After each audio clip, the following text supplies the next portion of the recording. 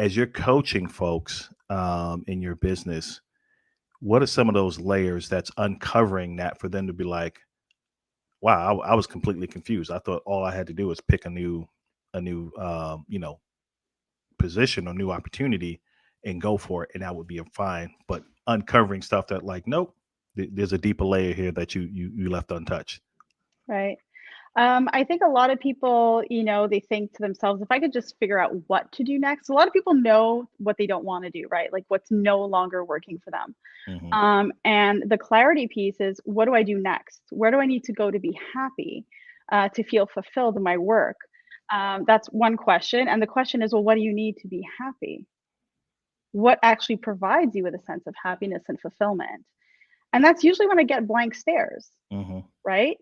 And it's like, okay. So if you don't know what you need to feel happy and fulfilled, how do you know what to look for in a job? You don't Mm. know. So that's step one. The other piece about clarity is that um, clarity is actually, it comes from having an understanding of who we are. And I think in the career space, we often want to stay at like, what skills do I have? What can I do with the skills and knowledge and competencies that I already possess? And that's an okay question to ask. There's nothing wrong with that question. What's missing though is, what part of those skills and competencies do you actually enjoy using? Mm.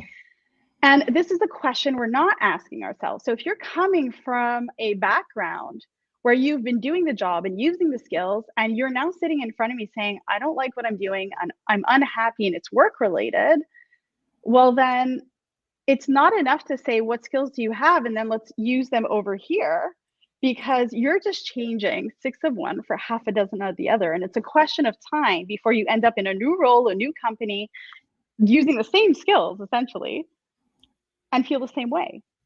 Because what you haven't differentiated or discerned is what part of those skills you want to be using. And it's not because we know how to do something that we actually enjoy doing the thing. You could be really good at math and hate doing math, right?